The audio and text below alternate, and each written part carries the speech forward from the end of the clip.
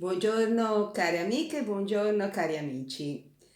Oggi continuiamo la lettura del libro Cuore. Vi ricordate che l'abbiamo iniziato la volta scorsa e l'ultimo episodio era quello del ragazzo calabrese che era arrivato in questa scuola di Torino, era stato ben accolto dai suoi compagni. Infatti l'ultima frase che avevamo letto l'altra volta ve la ripeto, così ci agganciamo alla lettura di oggi. Diceva: appena il calabrese fu seduto al posto, i suoi vicini gli regalarono delle penne e una stampa, e un altro ragazzo dall'ultimo banco gli mandò un francobollo della Svezia.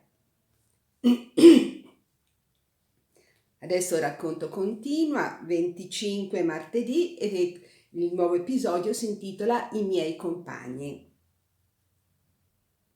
Il ragazzo che mandò il francobollo al calabrese è quello che mi piace più di tutti. Si chiama Garrone, è il più grande della classe, ha quasi 14 anni, ma pare che pensi sempre come un uomo. Ora ne conosco già molti dei miei compagni. Un altro mi piace pure, che ha nome Coretti e porta una maglia color cioccolata e un berretto di pelo di gatto, sempre allegro, figliuolo di un rivenditore di legna. C'è il piccolo Nelli, un povero gobbino, gracile e col viso smunto.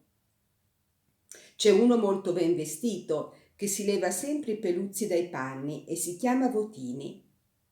Nel banco davanti al mio c'è un ragazzo che chiamano il muratorino, perché suo padre è muratore. Una faccia tonda come una mela, con un naso a pallottola. Egli ha un'abilità particolare, sa fare il muso di lepre e tutti gli fanno fare il muso di lepre e ridono. Porta un piccolo cappello a cencio che tiene appallottolato in tasca come un fazzoletto. Accanto al muratorino c'è Garoffi, un coso lungo e magro col naso a becco di civetta e gli occhi molto piccoli, che traffica sempre con pennini, immagini e scatole di fiammiferi e si scrive la lezione sulle unghie per leggerla di nascosto. C'è poi un signorino, Carlo Nobis, che sembra molto superbo ed è in mezzo a due ragazzi che mi sono simpatici. Il figliolo d'un fabbro ferraio, insaccato in una giacchetta che gli arriva al ginocchio, pallido che par malato e ha sempre l'aria spaventata e non ride mai. E uno coi capelli rossi che ha un braccio morto e lo porta appeso al collo. Suo padre è andato in America e sua madre va attorno a vendere erbaggi. È anche un tipo curioso il mio vicino di sinistra, Stardi, piccolo e tozzo, senza collo, un grugnone che non parla con nessuno e pare che capisca poco, ma sta attento al maestro senza batter palpebra, con la fronte corrugata e coi denti stretti. E se lo interrogano quando il maestro parla, la prima e la seconda volta non risponde, la terza volta tira un calcio. E ha d'accanto una faccia tosta e triste, uno che si chiama Franti, che fu già espulso da un'altra sezione. Ci sono anche due fratelli, vestiti uguali, che si somigliano a pennello e portano tutte e due un cappello alla calabrese, con una penna di fagiano. Ma il più bello di tutti, quello che ha più ingegno, che sarà il primo di sicuro anche quest'anno, è De Rossi. E il maestro, che l'ha già capito e lo interroga sempre. Io però voglio bene a Precossi, il figliuolo del fabbro ferraio, quello della giacchetta lunga, che pare un malatino. Dicono che suo padre lo batte. È molto timido e ogni volta che interroga o tocca qualcuno dice scusami e guarda con gli occhi buoni e tristi. Ma Garrone è il più grande e il più buono. Un tratto generoso, 26 mercoledì. e si diede a conoscere appunto questa mattina a Garrone. Quando entrai nella scuola, un poco tardi che mi aveva fermato la maestra di prima superiore per domandarmi a che ora poteva venire a casa a trovarci, il maestro non c'era ancora e 3 o 4 ragazzi tormentavano il povero Crossi, quello coi capelli rossi, che ha un braccio morto, e sua madre vende erbaggi.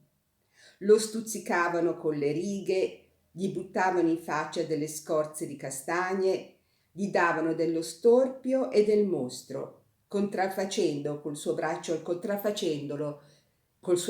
collo. Ed egli tutto solo in fondo al banco, smorto, stava a sentire, guardando ora l'uno ora l'altro con gli occhi supplichevoli perché lo lasciassero stare. Ma gli altri sempre più lo sbeffavano ed egli cominciò a tremare e a farsi rosso dalla rabbia. A un tratto Franti, con la brutta faccia, salì sul banco e facendo mostra di portar 2 cesti sulle braccia, scimmiottò la mamma di Crossi quando veniva ad aspettare il figliuolo alla porta. Molti si misero a ridere forte. Allora Crossi perse la testa e afferrato un calamaio glielo scaraventò al capo di tutta forza, ma Franzi fece civetta e il calamaio andò a colpire nel petto il maestro che entrava. Tutti scapparono al posto e fecero silenzio, impauriti. Il maestro, pallido, salì al tavolino e con voce alterata domandò: «Chi è stato?» Nessuno rispose. Il maestro gridò un'altra volta, alzando ancora la voce: «Chi è?» Allora Garrone, mosso a pietà del povero Crossi, si alzò di scatto e disse risolutamente: «Sono io». Il maestro lo guardò gli scolari stupiti, poi disse con voce tranquilla: «Non sei tu». E dopo un momento: «Il colpevole non sarà punito. Si alzi». Crossi s'alzò e disse piangendo: «Mi picchiavano e mi insultavano. Io ho perso la testa, ho tirato». «Siedi», disse il maestro, «s'alzino quelli che lo hanno provocato». 4 s'alzarono col capo chino. «Voi», disse il maestro, avete insultato un compagno che non vi provocava, schernito un disgraziato, percosso un debole che non si può difendere. Avete commesso una delle azioni più basse, più vergognose di cui si possa macchiare una creatura umana. Vigliacchi». Detto questo, scese tra i banchi, mise una mano sotto il mento a Garrone, che stava col viso basso, e fattogli alzare il viso lo fissò negli occhi e gli disse: «Tu sei un'anima nobile». Garrone, colto il momento, mormorò non so che parole all'orecchio del maestro e questi, voltatosi verso i 4 colpevoli, disse bruscamente: «Vi perdono». La mia maestra di prima superiore, 27 giovedì. La mia maestra ha mantenuto la promessa. È venuta oggi a casa nel momento che stavo per uscire con mia madre per portar biancheria a una donna povera raccomandata dalla Gazzetta. Era un anno che non l'avevamo più vista in casa nostra. Tutti le abbiamo fatto festa. È sempre quella, piccola, col suo velo verde intorno al cappello, vestita alla buona e pettinata male, perché non ha tempo di rilisciarsi, ma un poco più scolorita che l'anno passato, con qualche capello bianco e tosse sempre. Mia madre gliel'ha detto: «E la salute, cara maestra, lei non si riguarda abbastanza». «E non importa», ha risposto col suo sorriso allegro insieme malinconico. «Lei parla troppo forte», ha soggiunto mia madre, «si affanna troppo coi suoi ragazzi». È vero, si sente sempre la sua voce, Mi ricordo di quando andavo a scuola da lei. Parla sempre, parla perché i ragazzi non si distraggano e non sta un momento seduta. Ne ero ben sicuro che sarebbe venuta, perché non si scorda mai dei suoi scolari. Ne rammenta i nomi per anni. I giorni d'esame mensile corre a domandare al direttore che punti hanno avuto. Vi aspetta all'uscita e si fa mostrare le composizioni per vedere se hanno fatto progressi. E molti vengono ancora a trovarli dal ginnasio, che han già i calzoni lunghi e l'orologio. Quest'oggi tornava tutta affannata dalla pinacoteca, dove aveva condotto i suoi ragazzi come gli anni passati, che ogni giovedì li conduceva tutti a un museo e spiegava ogni cosa. Povera maestra, è ancora dimagrita, ma è sempre viva, s'accalora sempre quando parla della sua scuola. Ha voluto rivedere il letto dove mi vide molto malato 2 anni fa e che ora è di mio fratello. Lo ha guardato un pezzo e non poteva parlare. Ha dovuto scappar presto per andare a visitare un ragazzo della sua classe, figliuolo di un sellaio, malato di rosolia, e aveva per di più un pacco di pagine da correggere, tutta la serata da lavorare, e doveva ancora dare una lezione privata d'aritmetica a una bottegaia, prima di notte. Ebbene, Enrico, m'ha detto andandosene, vuoi ancora bene la tua maestra ora che risolvi i problemi difficili e fai le composizioni lunghe? M'ha baciato, m'ha ancora detto in fondo alla scala, non mi scordare, sai, Enrico? Oh mia buona maestra, mai, mai ti scorderò. Anche quando sarò grande mi ricorderò ancora di te e andrò a trovarti fra i tuoi ragazzi. E ogni volta che passerò vicino a una scuola e sentirò la voce di una maestra, mi parrà di sentire la tua voce e ripenserò ai 2 anni che passai nella scuola tua dove imparai tante cose, dove ti vidi tante volte malata e stanca, ma sempre premurosa, sempre indulgente, disperata quando uno pigliava un malvezzo nelle dita a scrivere, tremante quando gli ispettori ci interrogavano, felice quando facevamo buona figura, buona sempre e amorosa come una madre. Mai, mai mi scorderò di te, maestra mia. In una soffitta, 28 venerdì. Ieri sera con mia madre e con mia sorella Silvia andammo a portare la biancheria alla donna povera raccomandata dal giornale.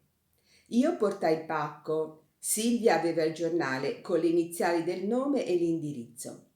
Salimmo fino al tetto d'una casa alta, in un corridoio lungo, dove erano molti usci. Mia madre picchiò l'ultimo. Ci aprì una donna ancora giovane, bionda e macilenta, che subito mi parve d'aver già visto altre volte, con quel medesimo fazzoletto turchino che aveva in capo. Siete voi quella del giornale? Domandò mia madre. Sì, signora, sono io. Ebbene, vi abbiamo portato un po' di biancheria, e quella a ringraziare e a benedire che non finiva più. Io intanto vidi in un angolo della stanza, nuda e scura, un ragazzo inginocchiato davanti a una seggiola, con la schiena volta verso di noi, che pareva che scrivesse. E proprio scriveva con la carta sopra la seggiola e aveva il calamaio sul pavimento. Come faceva a scrivere così al buio? Mentre dicevo questo tra me, ecco a un tratto che riconosco i capelli rossi e la giacchetta di fustagno di Crossi, il figliuolo dell'erbivendola, quello del braccio morto. Io lo dissi piano a mia madre, mentre la donna riponeva la roba. Zitto, rispose mia madre. Può essere che si vergogni a vederti, che fai la carità alla sua mamma, non lo chiamare. Ma in quel momento Crossi si voltò. Io rimasi imbarazzato. Egli sorrise e allora mia madre mi diede una spinta perché corressi ad abbracciarlo. Io l'abbracciai, egli si alzò e mi prese per mano. Eccomi qui, diceva in quel mente sua madre alla mia, sola con questo ragazzo, il marito in America da 6 anni ed io per giunta malata che non posso più andare in giro con la verdura a guadagnare quei pochi soldi. Non c'è rimasto nemmeno un tavolino per il mio povero Luigino da farci il lavoro. Quando avevo il banco giù nel portone, almeno poteva scrivere sul banco. Ora me l'hanno levato. Nemmeno un poco di lume da studiare senza rovinarsi gli occhi. E Grazia se lo posso mandare a scuola, che il municipio gli dà i libri e i quaderni. Povero Luigino, che studierebbe tanto volentieri, povera donna che sono. Mia madre le diede tutto quello che aveva nella borsa, baciò il ragazzo e quasi piangeva quando uscimmo. E aveva ben ragione di dirmi: guarda quel povero ragazzo come è costretto a lavorare, tu che hai tutti i tuoi comodi, eppure ti pare tanto duro lo studio. Ah, Enrico mio, c'è più merito nel suo lavoro d'un giorno che nel tuo lavoro d'un anno. A quelli lì dovrebbero dare i premi.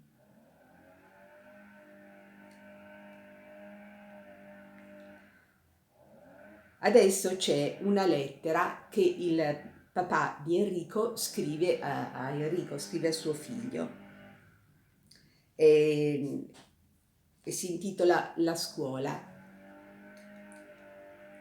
Sì, caro Enrico, lo studio ti è duro, come ti dice tua madre. Non ti vedo ancora andare alla scuola con quell'animo risoluto e con quel viso ridente che io vorrei. Tu fai ancora il restio, ma senti, pensa un po' che misera, spregevole cosa sarebbe la tua giornata se tu non andassi a scuola. A mani giunte, a capo d'una settimana, domanderesti di ritornarci, roso dalla noia e dalla vergogna, stomacato dai tuoi trastulli e dalla tua esistenza. Tutti, tutti studiano ora, Enrico mio. Pensa agli operai che vanno a scuola la sera, dopo aver faticato tutta la giornata, alle donne, alle ragazze del popolo che vanno a scuola la domenica, dopo aver lavorato tutta la settimana, ai soldati che mettono mani ai libri e ai quaderni quando tornano spossati dagli esercizi. Pensa ai ragazzi muti e ciechi che pure studiano e perfino ai prigionieri che anch'essi imparano a leggere e a scrivere.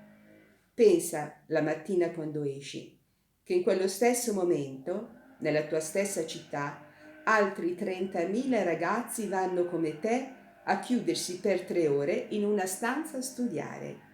Ma che pensa agli innumerevoli ragazzi che pressappoco quell'ora vanno a scuola in tutti i paesi, vedili con l'immaginazione, che vanno per i vicoli dei villaggi quieti, per le strade delle città rumorose, lungo le rive dei mari e dei laghi, dove sotto un sole ardente, dove tra le nebbie, in barca nei paesi intersecati da canali, a cavallo per le grandi pianure, in slitta sopra le nevi, per valli e per colline, attraverso i boschi e i torrenti, su per sentieri di solitarie montagne, soli, a coppie, a gruppi, a lunghe file, tutti coi libri sotto il braccio, vestiti in 1000 modi, parlanti in 1000 lingue, dalle ultime scuole della Russia quasi perdute tra i ghiacci alle ultime scuole dell'Arabia ombreggiate dalle palme, milioni e milioni, tutti a imparare in 100 forme diverse le medesime cose. Immagina questo vastissimo formicolio di ragazzi di 100 popoli, questo movimento immenso di cui fai parte e pensa, se questo movimento cessasse, l'umanità ricadrebbe nella barbarie.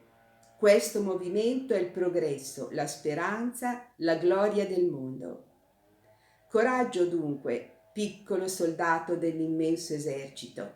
I tuoi libri sono le tue armi, la tua classe è la tua squadra, il campo di battaglia è la terra intera e la vittoria è la civiltà umana. Non essere un soldato codardo, Enrico mio, tuo padre. Bene, spero che vi sia piaciuta anche la lezione di oggi. Vi saluto tutti e come sempre vi abbraccio con tanto, tanto, tanto affetto. Buona giornata a tutti.